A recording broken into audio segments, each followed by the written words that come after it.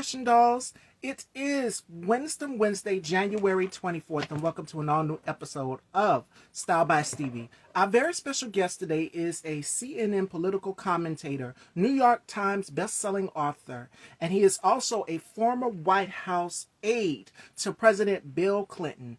Without further ado, let's welcome our very special guest, ladies and gentlemen, Keith Boykin.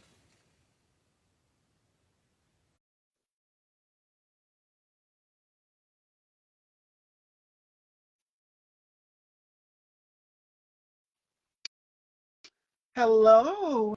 Hello. Welcome to the Dollhouse, Keith. It is such a pleasure to meet Hey, you. how are you? I am doing wonderful. It is such a pleasure to have you here.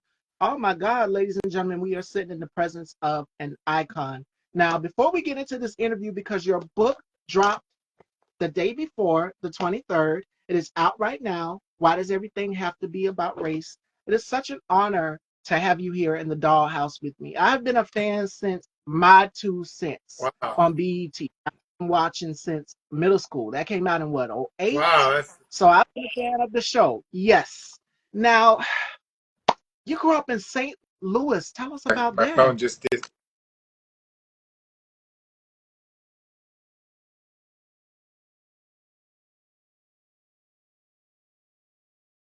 Uh-oh. Can you hear me still? Yeah, now I can hear you. You went All right. out for a sec.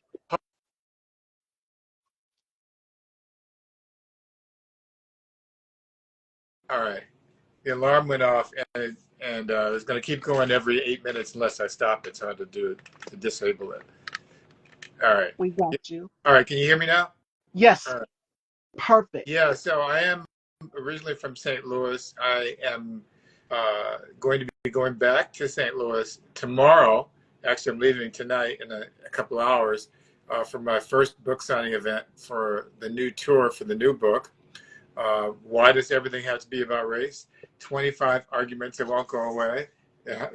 You have the advanced copy. Looks like I have the new hardcover Yes. here that just came out yesterday, and I'm really excited about it. The book it just came out yesterday, and it's already doing really well on some of the bestseller lists. So I'm excited about that. But I'm also excited about the issues because it's an important time. There's so much going on. I don't know if you saw this Tim Scott charade yesterday with Donald Trump, but I posted a video about that on my Instagram page earlier today. It's just outrageous the times we're living in. This is 2024, and people are still behaving like it's 1924 or 1824. Just the idea that we have people like who are black people who are elected officials who are sycophants and bootlickers for people who do not have their best interests at heart. It's just a shame. Yeah. I'm from South Carolina, and when I seen the picture of Tim Scott, because I watched Roland Martin gave outstanding commentary, and then I watched your video as well too. Other people were saying the same thing. Like Tim Scott does not represent our people, black people. He is definitely, I'm gonna say it because I say it unapologetically, a tap dancer. And that's just what I see. Now, this is my thing right here. You are going so far and above and beyond to become vice president. It's just like he will never, you do know that he's never going to elect a black man as vice president. Now, you've had Ben Carson in the cabinet, but you do know he's not going to have you on his elbow like he did Mike Pence, correct? Well, I don't know. I mean, I think it's unlikely that Tim Scott will be chosen, despite all of his sycophantic behavior and all of his bootlicking for Donald Trump. But I don't think anything is impossible with Donald Trump. And I don't mean that because Donald Trump is some sort of racially inclusive, um, understanding, appreciative of diversity, good guy. I mean that Oh, because Donald Trump just has no standards for anything other than he likes one thing: people who like him, people who grovel for him. The more you grovel, the more he likes you. And the reason why he turned on his former vice president Mike Pence is because Mike Pence stopped groveling at the very last minute. But as long as you grovel for him, he likes you. I mean, I don't think he has any sort of biased in terms of black or white, in terms of his if they love him. Now his bias is in his policies because he supports policies that are clearly anti-black, anti-LGBTQ, anti-immigrant, anti-women, and he did so in his first term as president, and he will do the same in the second term if he's elected, and that's the real danger. Now, Ron DeSantis came out and started backing and endorsing him as well too. He won New Hampshire. Now you did a video on that as well too. I said spot on because Ron DeSantis in Florida, there's so much going on in Florida with the banned books, but this book right here is powerful. I couldn't put it down. Chapter 5 talks about critical race Uh, theory. And Nikki Haley, for her to get up here and basically just gaslight and just ignore everything that we as Black people have endured for the past few 400 years, it's just like a slap in our face. But of course, I wouldn't surprise me because she's from our state, South Carolina, and we know that there is a lot of racism that is hidden down here in my state of South Carolina. And as an African American woman, I see it slowly but surely. My mom has even experienced it as well too. are you still in South Carolina? Yes. What part? I'm near Uh, Charleston, actually. Yeah. okay, near Charleston. All right.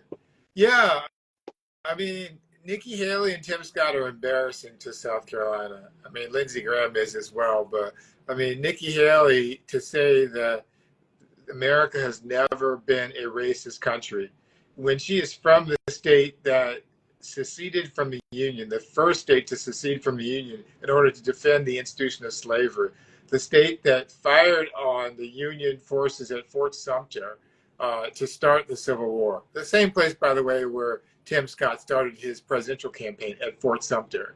And the state that did everything in its power to protect segregation after slavery ended. The famous senator from South Carolina, Strom Thurmond, who also had a black child without telling anybody about it for decades. But the famous Senator Strom Thurmond was a notorious racist segregationist who ran in 1948 on the segregationist party, the states' rights party, and left the Democratic Party so he could just be more overtly racist. It's just outrageous that the state of South Carolina, that somebody who was a governor of that state, where they just had to take down the Confederate flag a few years ago, would not know. And I'm not even saying it's truthfully that she doesn't know, because she clearly knows. She's just sucking up to the Trump base. But would even pretend not to know that America has been a racist country. This book, Keith, is so powerful because what I love about it is as soon as you open it, it goes through like a chronological timeline of everything that we as Black people have experienced from the past few years up until that demon got in the White House of 45. It breaks down everything from critical race theory to wanting to erase banned books out of school, not teaching children about racism, not teaching children about sexuality. There are people that are speaking up and saying, this is not fair. People need to know about this because this is what America has been made of, racism. Yeah, I think you're exactly right. I'm glad you mentioned the chronology too, because I was debating whether to include the chronology in the book and then debating whether to include it in the audiobook. It's in both versions, by the way. But I'm glad I included it because I wanted to make sure that we were on the same page. So when the book starts out in 1526. That's the year 250 years before the founding of the Republic. That's the year when the first one of the first slave rebellions that we know about took place in South Carolina, where enslaved Black people revolted against their enslavers, their oppressors. And that date is important because it's 90 years before 1619. We all hear about this whole 1619 date because that's considered the 400th anniversary of Black people coming to America. But actually, Black people have been in America for a 100 years at least before that time. And this slave rebellion is an indication of that. So I start with that point so we all know that this history has been going on for 500 years. This is not something that just started in the past 500 days or weeks. This is 500-year-old history of Yeah. racism in America. And for them to just dismiss it like it didn't happen is what's very, very disturbing. Now, you also mentioned in the book 1739 enslaved black people revolt to the Stoner Rebellion in South Carolina down here. So it's hidden down here in the surface. They just don't bring it out front like way back then. Now, even in the healthcare system, which is what I talked about with one of my guests this week, and how black people are not getting fair healthcare treatment and insurance, that is a thing as well too, due to racism and the system. Well, yeah, and one of the things I do, I have a test in the book. It's like a quiz. It comes at the end of the book, where I ask people to do one quick Google search, and that is to look up the history of racism in dot dot dot any subject you're interested in. It could be landscaping, it could be theater, it could be sports, it could be golf, it could be whatever it is you're interested in. And just do a Google search, history of racism in whatever subject you're interested in, and you'll find that racism is a part of American history, a part of our culture for since eternity, basically, since the beginning of the Republic. So I think it's fascinating that people are unwilling to acknowledge that, and I want people to sort of to do their own research, quote unquote, to sort of figure it out and see it for themselves. So when the reason why the book is called "Why Does Everything Have to Be About Race" is because that's a question that a lot of us who are black people get all the time from white people. Why do you make everything about race? Why are you talking about race all the time? Why can't we just why do we have to see color? Why can't we just move on beyond all this? Meanwhile, white people are No. obsessed with color. They're obsessed with race. They created a whole system based on race in our society. The reason why we have race in the first place is because white people created this concept called race. It didn't exist 500 or 600 years ago. It was created out of whole cloth to perpetuate this notion of white supremacy. And so that's important to understand. So we're not the ones as black people who started it. It was white America, not white America, but white people, including white America, that started that. Now I'm going to go down the list in order here of your books. You've got one more river to cross, Black and Gay in America, Beyond the Down Low, Quitting, Why I Left My Job to Live a Life of Freedom, Race Against Time, the Politics of a Darkening America, and now you have Why Does Everything Have to Be About Race? This one stands out the most to me. And another thing that I highlighted in this book as well too is you talked about reparations, which is something that people, it was Erica Alexander, and you guys know her from Living Single. She talked about black creators, black people in general, just having reparations. And we just seen the recent conversation with Taraji P. Henson and actors not getting equal and fair pay, actors and actresses of color. One part of the book right here, it says, it was called the District of Columbia Compensated Emancipation Act, and it included three primary features. And I love how you go in detail and you break it down because this is something that people need to know. So, without the knowledge and all of this in this book, what else would you like for our people, Black people, to take away from this? Because this is some powerful Well, literature. first, just quickly about that District of Columbia Emancipated Compensation Act, Compensated Emancipation Act, I think it was. That was a law that President Lincoln signed during the Civil War, which was the purpose of which was to free black people in Mm, Washington, D.C., in the District of Columbia. But in order to do that, because Lincoln wanted to send everybody away to Liberia, to Africa. He wanted to take all the black people and move them to a different country, different continent. And in order to do this, to free the black enslaved people, Lincoln offered compensation, reparations to the white slave owners, the enslavers. The black people who were enslaved were not compensated unless you left the country. But the black people didn't get compensated for giving their bodies, their lives, their children, their families, their souls, everything they had, which was considered property. But the white people, the enslavers, were compensated instead. That's a reflection of just how cynical the conversation has become. But there's so many other arguments here, so many other issues. So the book goes through, like I said, 25 different arguments. It's really 25 different stories It's not just sort of each chapter begins with a different story. The story, that chapter I just mentioned, is a story about an enslaved black person who wanted in Maryland, who wanted to escape because his family had been torn apart, and he fled his plantation and was captured, put in jail, and then resold to another plantation, another owner, another enslaver. And then when he was freed by Abraham Lincoln's act, the slave owner was compensated, but he, the slave, was not. The enslaved person was not. And it still continues on to this day. I'm not sure if you heard, Keith, but there have been 300 anti-LGBTQ bills that have been introduced in this year of 2024. And an anti-trans bathroom bill has been passed in the Utah House. So it's just like they continue to keep oppressing and oppressing and oppressing and keeping marginalized groups of people held back. And I think I just saw something today in Ohio. They just passed an anti-trans affirming bill in the state of Ohio. I think over the veto of the governor, the Republican governor. You know, it's bad when a Republican governor doesn't want to do it. But this is a part of the politics of fear. This is goes back to the beginning of the country. In order for white supremacy, heteropatriarchal white supremacy, to exist, they have to demonize the other.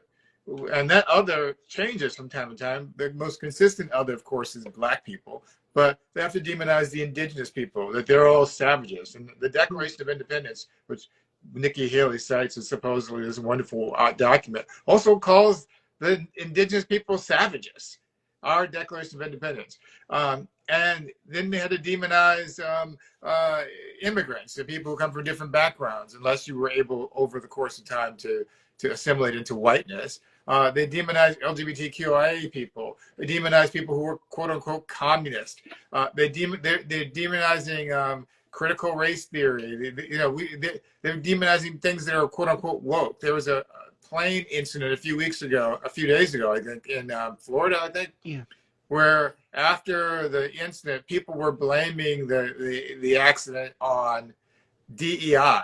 That somehow there are too many woke policies at airlines and they weren't hiring good pilots anymore. Meanwhile, the truth is that since we've had more diversity in the pilots, in the cockpits, we've actually had fewer accidents than we used to have before. So diversity hasn't been a problem, a burden. It's been an asset in many ways.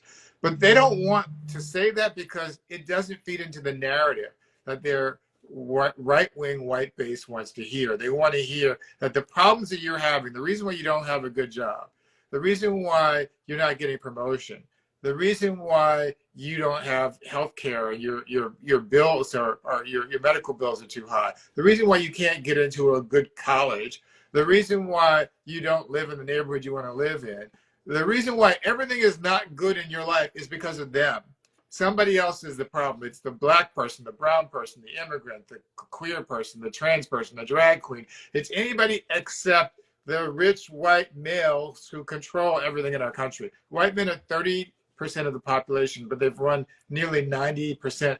They run nearly 90% of everything in our country and have since the beginning of the republic. So it's a deflection. They want you to focus on all those other people, so you're not focused on the people who really do run things. Absolutely. And you are also co-founder and the first board president of the National Black Justice Coalition, which is very, very important, alongside the NAACP, because my grandmother was also a member of that as well, too, the NAACP. And that is important in this country as well, too. With this election coming up, what are some things that people can do to ensure that their vote is counted? Because I know that this demon that's been in the White House that did absolutely nothing has ensured that, oh, it's fake, it's rigged, I lost. And the result was January 6th. Well, I mean, there's several things you can do to make sure your vote is counted. The first is to vote. I mean, your vote doesn't count if you don't vote. And a lot of people do vote, but many others don't. And when you don't vote, you give your rights away to somebody else. Now, people do say, well, I don't really like the choices. I mean, I don't like the choices in this presidential race. I don't like the choice in the Senate race or whatever. But truth is, if you don't like the choices, run for office yourself, or find somebody who you support, who you can give money to or help them run for office. But in a democracy, you don't have a choice to sit out and then complain. If you sit it out, then you're complicit in the process of making all the things bad that you don't agree with.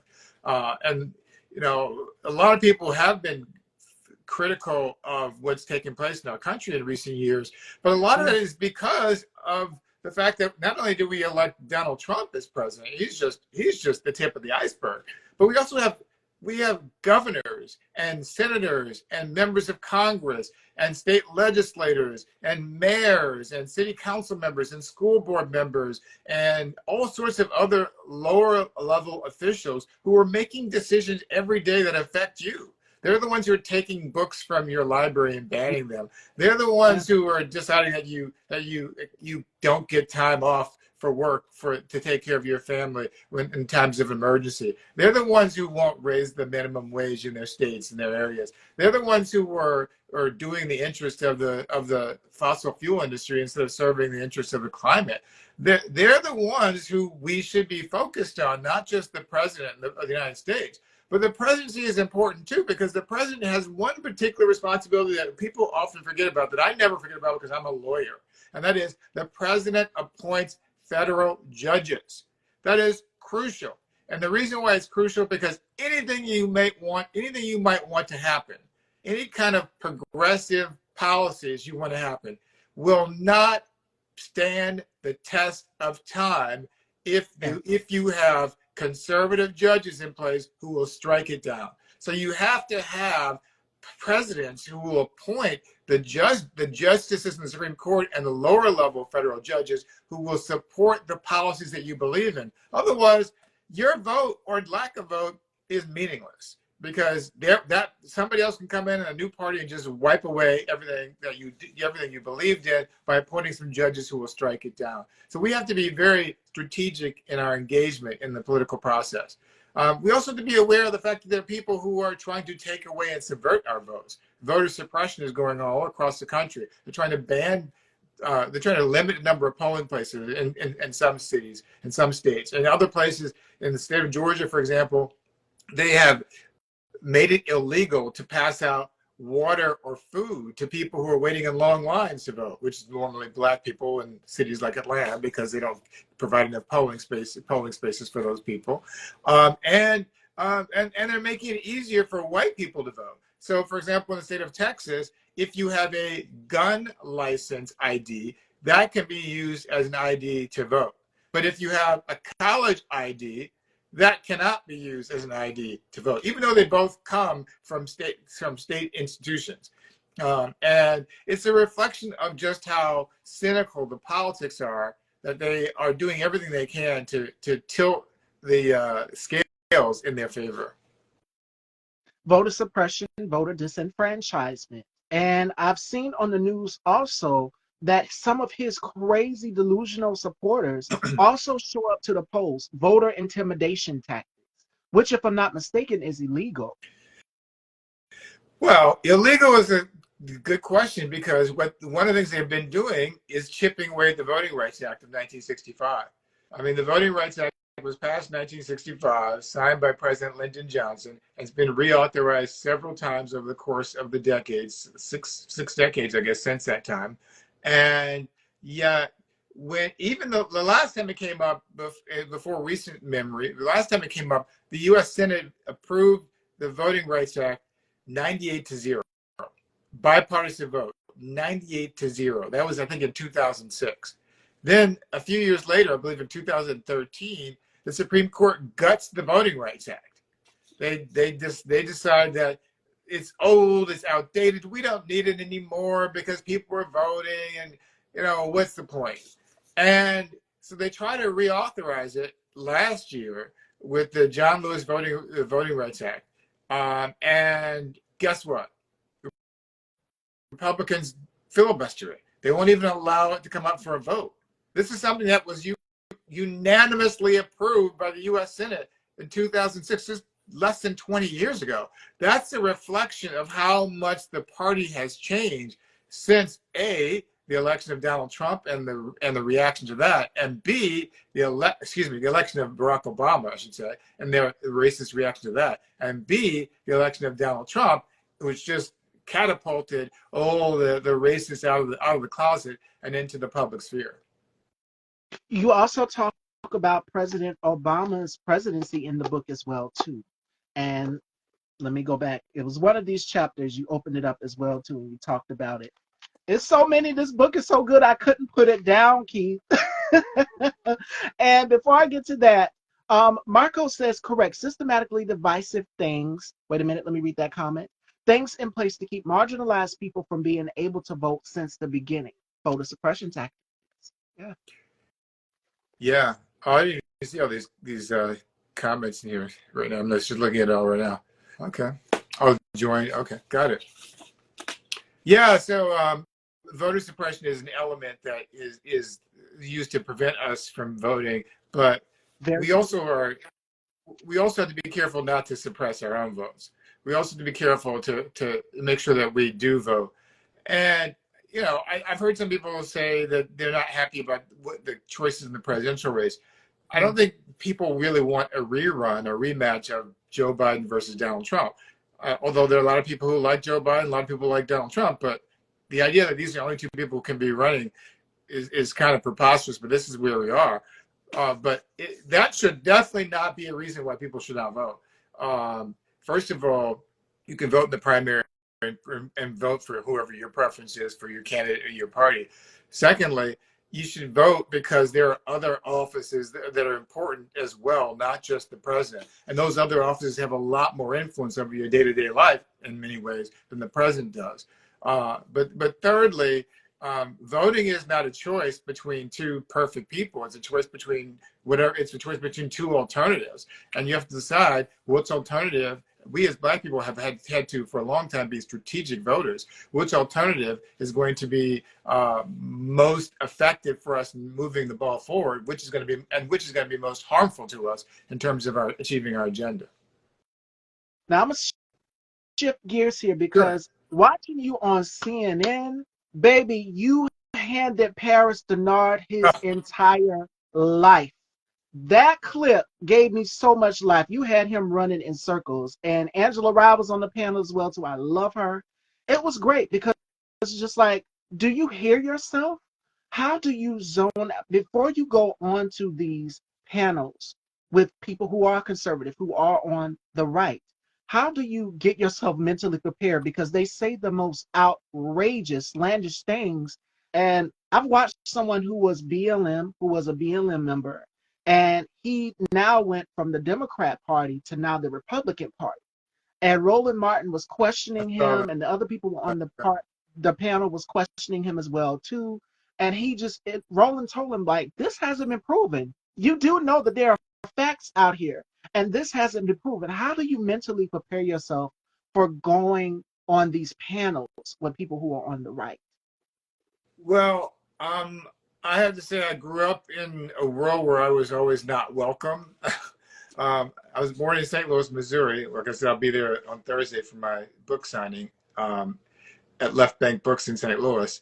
But I left St. Louis, the city of St. Louis, and my family moved to the county, which was at that point mostly white. And so I was around white people all the time who held views that were different from my own. Then we moved to Florida when I was in high school and went to a very conservative high school where mostly white conservative high school where I was again one of the few people who was willing to speak up from a point of view from the left. Then I went to college at Dartmouth College in the 1980s, which was at that time was very conservative and white and in the middle of New Hampshire. It's not nearly as conservative anymore, but fortunately, but at the time it was. And so I guess what I'm saying is I had this whole long history of dealing with people like that. So it wasn't entirely new to me to deal with Paris Denard or any of the other Black Republicans I've seen on CNN or even non-Black Republicans making nonsensical arguments to justify their support for Donald Trump. It was just a reflection of the fact that there are a lot of opportunists out there. A lot of people who will say things that are patently false. I remember Paris Denard said he'd never heard Donald Trump tell a lie. I was I remember thinking, that. well, are you deaf or something? Like, how could you not have heard Donald Trump tell a lie? Because Donald Trump, at that, he had told, I think, more than 30,000 lies when he was in office, according to the Washington Post, which Yeah. documented them. So, of course, he even lied about the fact that how big his inaugural crowd was at his inauguration. He claimed it was the biggest inauguration in history. When they showed the pictures and showed it wasn't. He claimed that Mexico was going to pay for his wall. They didn't. He claimed he was going to release his tax returns. They didn't. And he said he was going to overturn Obamacare. He never did that. Now he claims he's going to do it again. He may do it. Who knows? But he's been consistently inconsistent about keeping his promises or telling the truth. The only thing he's consistent about is his uh, self, his sense of self-centeredness. I'll put it that way. He believes in himself more than anything else. Self-glorification, self. Uh, the self identity is just so stunning and stunningly narcissistic that I don't think Donald Trump really believes in the principles of the Republican Party. I don't think he even cares about the Republican Party. People are saying, you know, what would happen if Trump lost? Trump, there's no chance that Trump is going to lose, first of all. But even if he did, he would destroy the entire Republican Party before he would allow Nikki Haley or Ron DeSantis or anybody else to beat him. And he would destroy the country before he would allow anybody else to accept the fact that he lost the election last time or that he may lose this time. He's just that dangerous, that narcissistic. And his niece warned us about it as well too. If he loses this election, she predicted it in her book she wrote about him. And it tells you everything you need right there in fine print of how dangerous this man is. Yet these black conservatives go on these platforms and continue to just dismiss racism like, oh no, it didn't exist. You're just making this up. And I'm like, the arguments that you're making are asinine and ass backwards. They're making no sense. So this stuff has been factually proven. It's out here. Read. And even if you present them with the evidence, you present them with facts, they still deny. They go out here and they deflect as well too. And I've seen it with other black conservatives like Bruce Lavelle and so many others, just to name a few. And Daniel asked the question, so what do you think about Trump and all these that right there? Of course, the court. When I seen it on the news, I already knew what was going to happen. I said it's going to be a circus. It's going to be a disaster. And he's so narcissistic, it's dangerous. The lies that he's told his entire presidency. Well, he's clearly, I don't think he really wanted to run for president anyway. I think he felt like he had to run for president because it was his ticket out of jail. He knew that by running for president, it would make it easier for him to claim that he was being targeted for political reasons instead of for the fact that he actually committed all these crimes.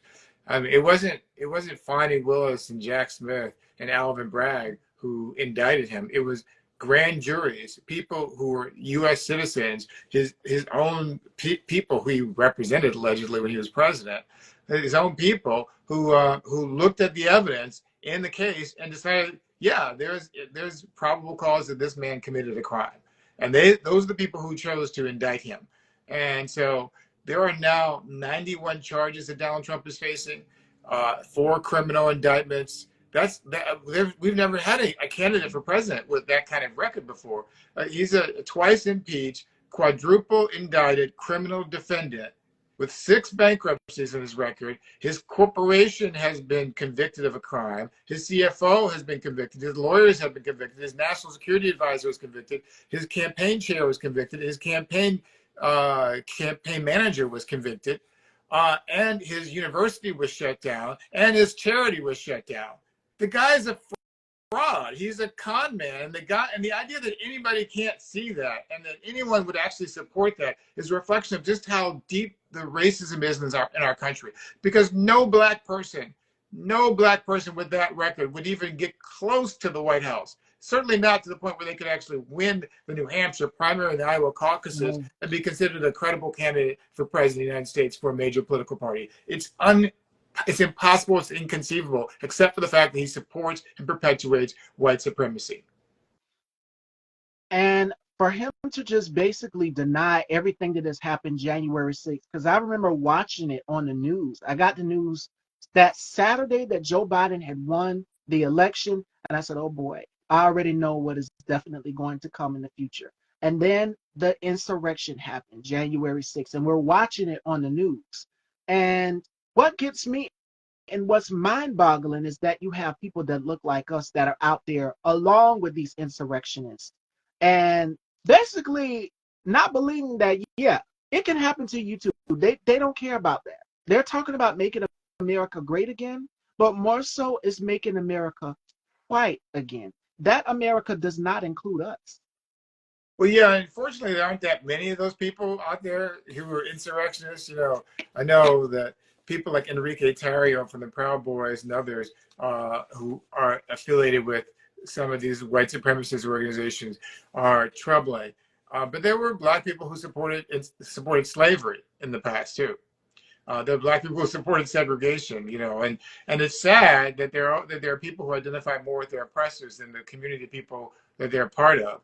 But that's a reflection of some other mental issues that we'll have to deal with. But yeah, we're in a dangerous time, and that's the reason why I wrote this book.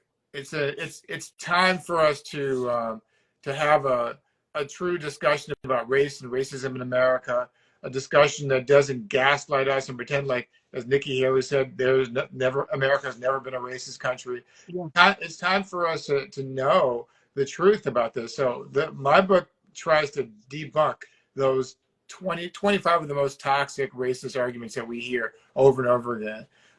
Everything from America's not a racist country to the Civil War was not about slavery to you don't need a Black History Month or that affirmative action is reverse racism and I don't have a racist bone in my body and I have black friends. I can't be racist. All the stupid arguments we've heard people say as black people. We're just so frustrated listening to and hearing. I try to go through each of those methodically and provide answers so that you don't have to spend your time trying to dig up information to respond to them. And I start the book with this quote from Toni Morrison, which is really important, I think, because she says the function of racism, the very serious function of racism is distraction. She said this in a speech in 1975 at Portland State University in Oregon, that the whole point is they want to keep us distracted about arguing to prove that that to justify our humanity, arguing to prove that there is racism here when I can't get a job, or there is racism here when I get pulled over by the police. Yeah, there is racism here when hospitals and doctors treat me differently than they treat white people. They want us to be constantly engaged in this distraction, trying to prove something we already know exists, instead of focusing on our own work. And so I have created this book so people don't have to be distracted. So just give somebody the book, read the book yourself. You have all the information there for you. You don't have to spend your time answering silly questions from white people or even some black people, unfortunately, who want to parrot the arguments of white supremacy. And the reason why my mouth dropped is because you said what I was about to say, which is one thing they always say, and you touched on it in your book, is he doesn't have a racist bone in his body. That was one thing that was said about Trump is, oh, he doesn't have a racist bone in his body. But when what happened in Charlottesville, he said there are very fine people on both sides. There have been plenty of things that he has said where it's just like, are you serious right now? And then he called Africa S-hole countries. And the list goes on and on. He took out a 5-page spread on the Central Park Five, calling for the death of these 5 black men. I mean, the list goes on, and it starts at home. I tell people that all the time. It starts at home. His father has been caught leaving Klans meetings. Like, are you kidding me right now? Yeah, and Donald Trump, even when he started out in the 60s and 70s with his father, he was sued for housing discrimination. He was refusing to rent apartments to black people. He like you said, you went through the whole thing with the Central Park Five, the exonerated five, where he tried to lead a lynch mob against them. He was sued by his own casino workers who felt that he was discriminating against them, and he actually had to pay a settlement for that because he was. Um, he spent 5.5 years lying about Barack Obama's birth certificate. When he ran for president, he started attacking Mexicans as being rapists and drug dealers. Yeah. Then he called for a ban on Muslims entering the country. He attacked Colin Kaepernick and John Lewis and black people who basically just tried to stand up for civil rights. And then for somebody like Tim Scott to get up there in front of all these people, all these good white people, quote unquote, in New Hampshire, and to tell them and to tell Donald Trump, I just love you. He tapped in. And he represents Point. our state of South Carolina. I don't think he's representing anybody other than it's Donald Trump. And it's pathetic. Tim Scott is just the lowest level of embarrassing you could possibly get. I thought I'd seen it all, but no, I think Tim Scott has really sunk. He's in that sunken place. He's gotten to the point where I don't think that anybody could possibly take him seriously. And you know, all these Republicans are always trying to pretend like they're so macho and tough. Like we're going to stand up against crime. We're going to stand up against thugs and dictators and autocrats. They can't even stand up to Donald Trump, a 77-year-old retired game show host. They're afraid to tell him the truth. Clarence Thomas is another one too. I'm like, these people have never, him and Tim Scott have never been for us. Nobody but themselves. If they can get to the top, they will knock their people out of the way as well too. Other black marginalized groups. Yeah, Clarence Thomas is in a league of his own because unfortunately he has lifetime tenure, and that's the danger. I keep telling people why we have to pay attention to the presidential election because the president appoints Supreme Court justices and federal judges who have lifetime tenure. So whoever, you know, if you think, oh, we can just sit it out and wait for Trump to go another 4 years and then move on with our lives. In 4 years, in the first 4 years, Trump appointed hundreds of judges and 3 Supreme Court justices. In the next 4 years, he could appoint enough judges and Supreme Court justices to last for decades and decades to wipe out any possible progressive legislation that anybody wants to pass. So we can't sit this one out. This is incredibly important for us to be engaged in and pay attention to. And if you're not happy with Joe Biden, then you need to push him to change his policies. We all need to push him to change his policies if you don't agree with him. But there's no comparison between Joe Biden and Donald Trump. I don't care what anybody says. There is no comparison.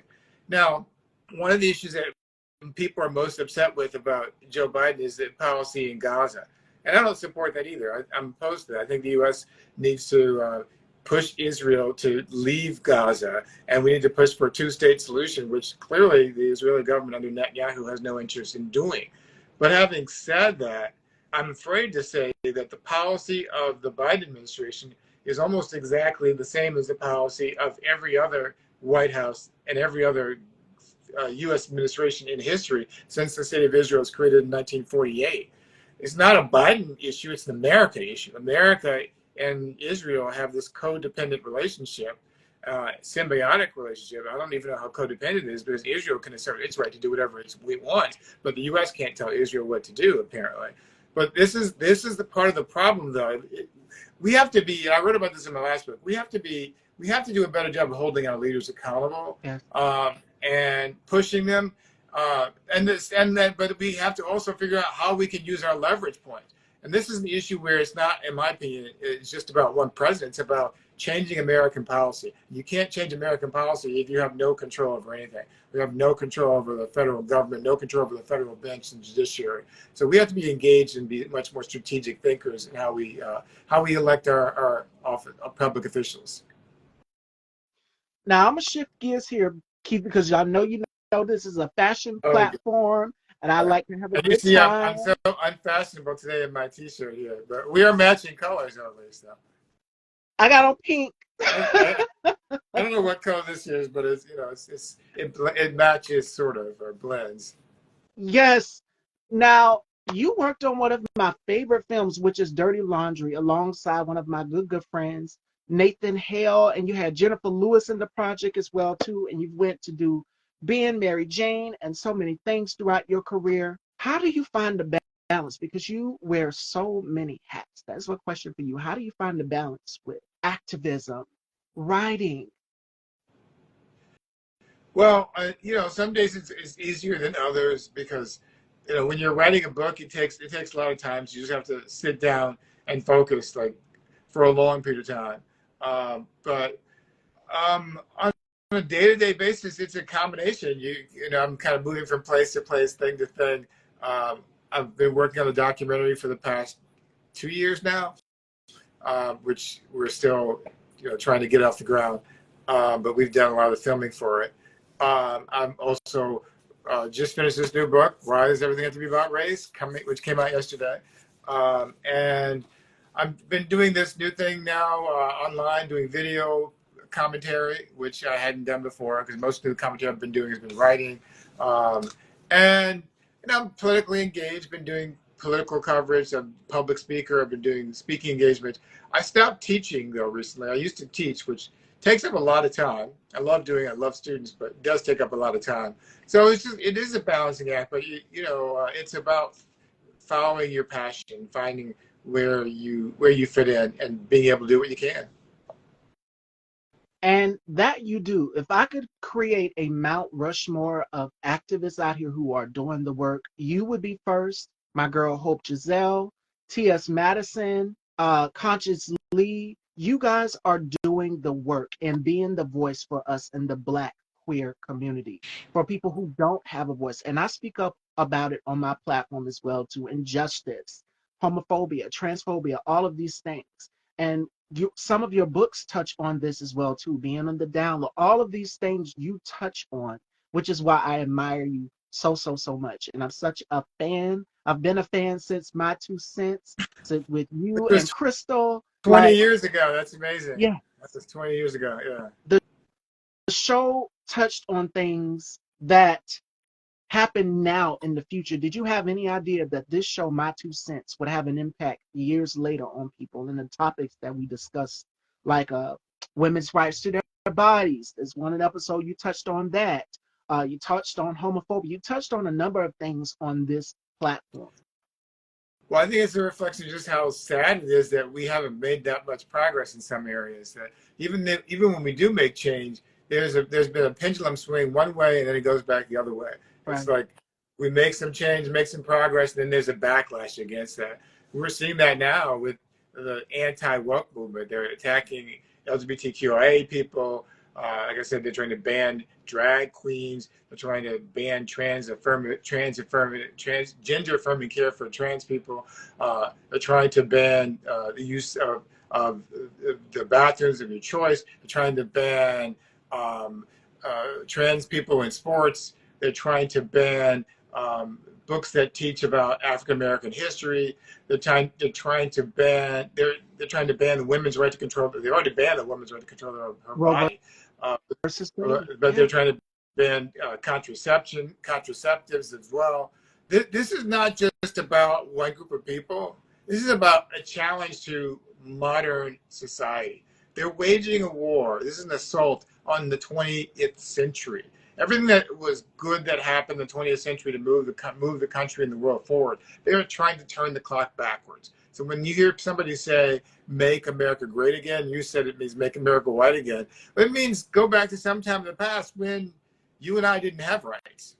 When cisgendered heterosexual white men could say and do whatever they want without consequence.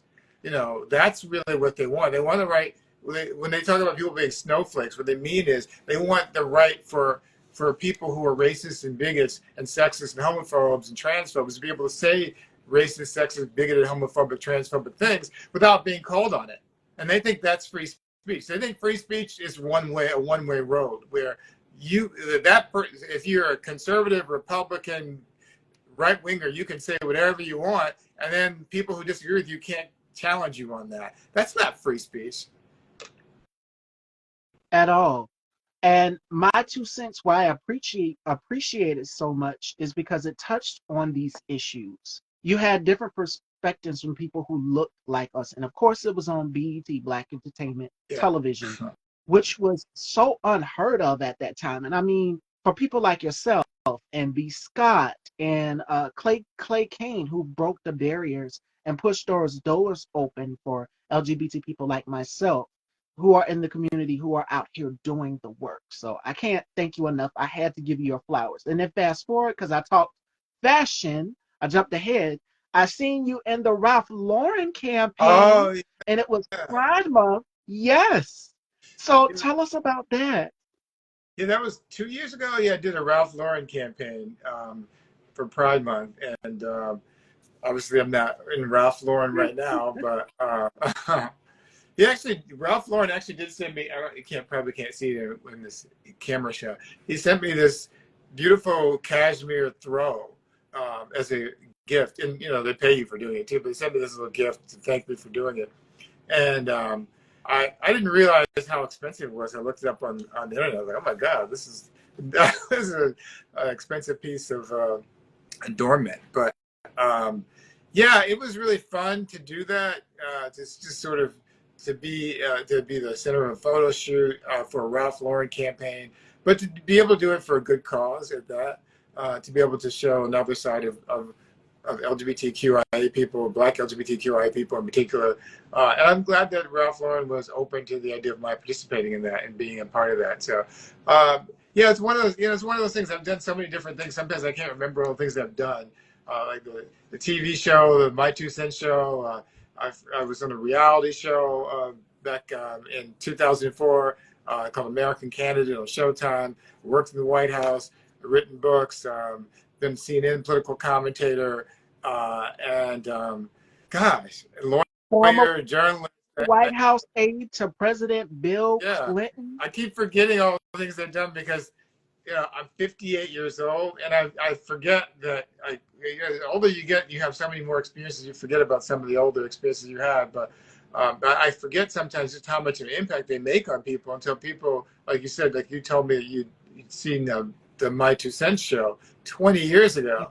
And I remember actually I had a conversation with Julian Brees recently. Julian is the writer of Rustin, the new film Rustin, and Coleman Domingo, yeah. Julian told me that the reason why he came up with the idea for the film was because I used to have a website back in the day called keithboykin.com.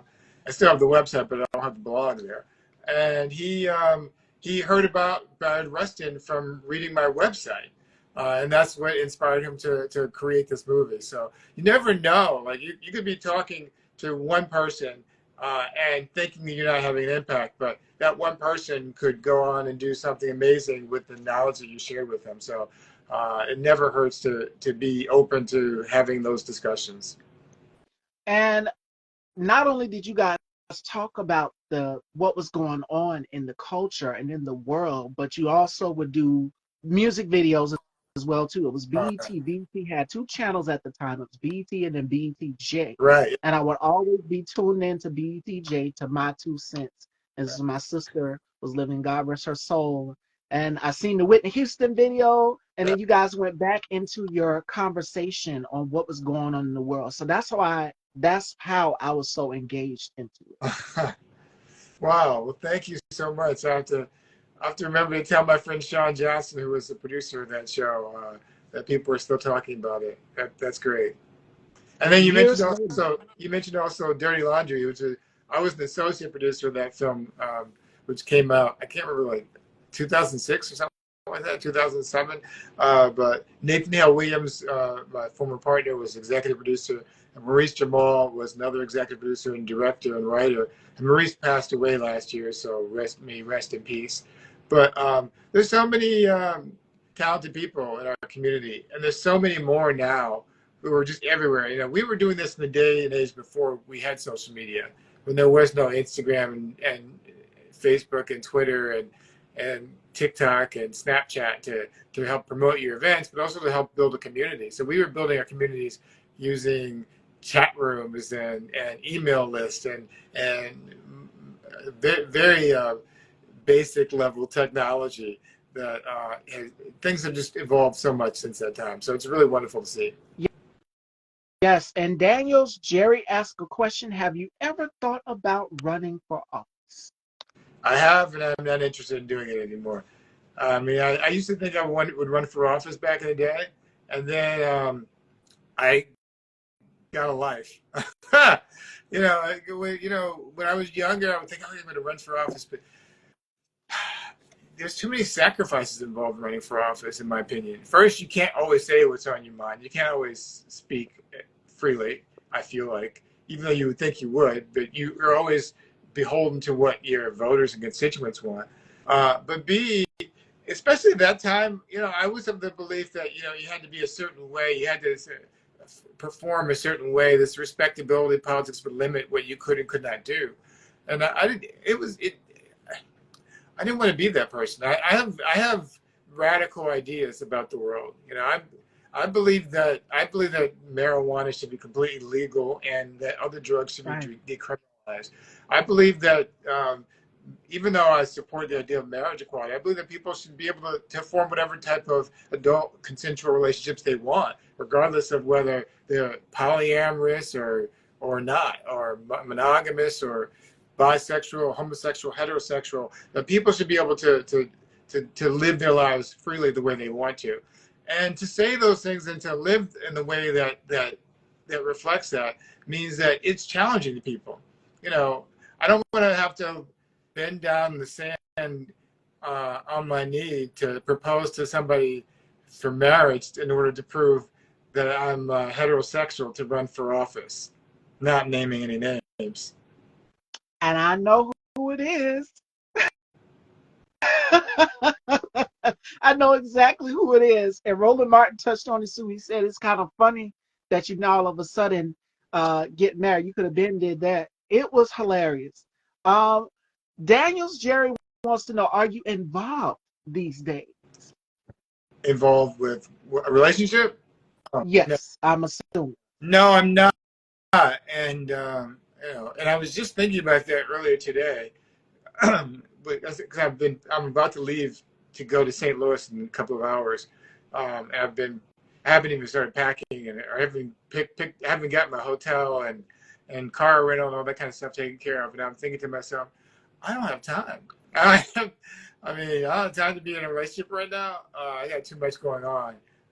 So I'm kind of blessed by the fact that I'm not. Although arguably, if you were in a relationship, your partner could support you. But right now, I barely have the time to take care of myself, much less to be devoted to anyone else. So definitely not even considering that at this moment. And it's a lot. Dating in the industry is a lot because you're always on the go. And you right now are in high demand because your book, Why Does Everything Have to Be About Race, is going on tour. So could you tell us a little bit about that? And you have an event. You're going to be doing a book signing tomorrow as well too at Left Bank Books. Yeah, I have a tour. I don't really know how many cities I haven't counted. I think it's 12 cities I'm going to, but I have a tour that starts tomorrow. I'll be in St. Louis promoting my new book, Why Does Everything Have to Be About Race? My first stop is at Left Bank Books in St. Louis. Then I'll be coming back to Los Angeles, which is where I live. Coming back to Los Angeles on Saturday for a book signing here that's sponsored by Better Brothers LA. Then I'm going to New Jersey next week for an event at Rutgers University. And then I'll be in, let's see if I can remember this, Boston, and Philadelphia, DC, Atlanta. Um, I can't remember the week after that. I'll be in a lot of places, Memphis, and we're working on dates for Dallas and Houston and New York, and then I'll be in San Francisco and Miami. So it's a lot happening, a lot of travel, and a lot of coordination and planning. But hopefully, I'll see a lot of you in the cities where I'll be at, and I'm happy to sign your books and meet you and talk to you some more. All right, Fashion Dolls, do we have any questions for Keith? Because I can't keep him. But real quick, before we let you go, Keith, I do this with all of my guests. It's called the Rapid Five.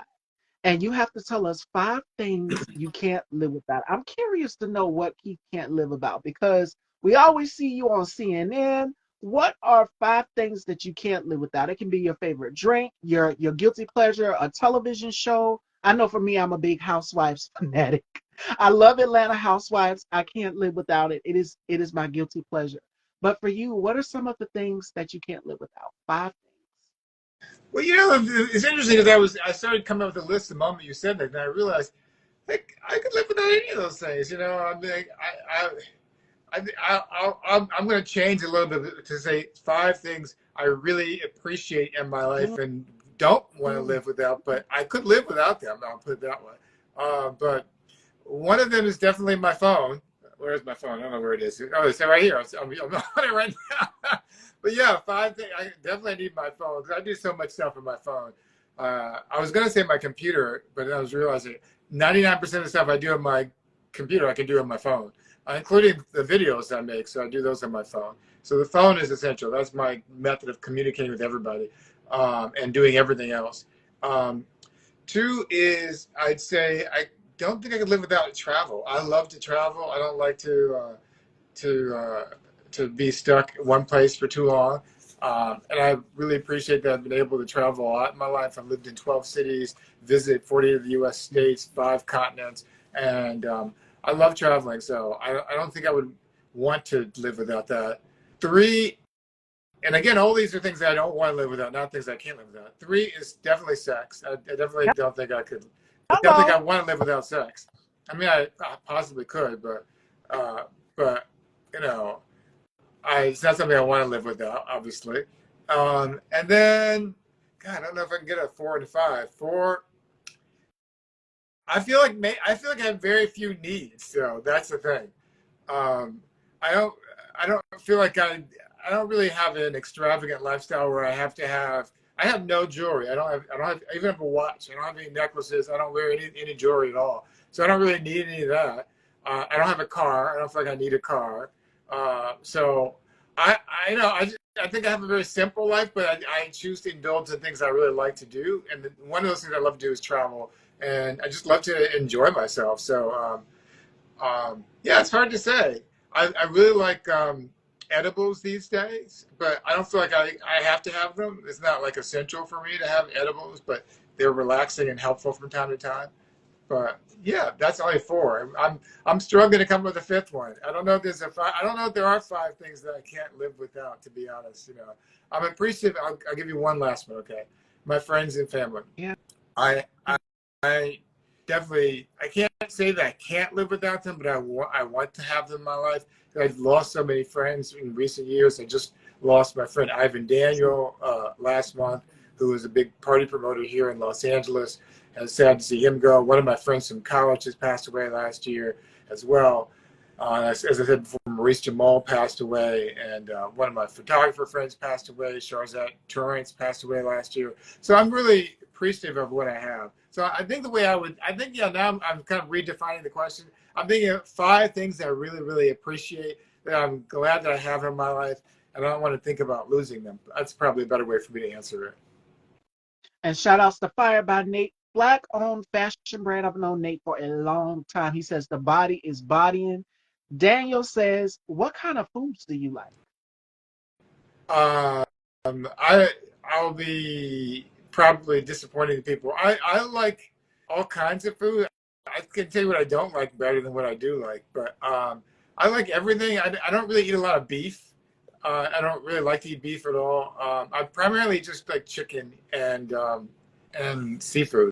That's like 99% of what I eat, and fruit and vegetables, of course. I have a very consistent diet. Almost every day, I eat the same thing.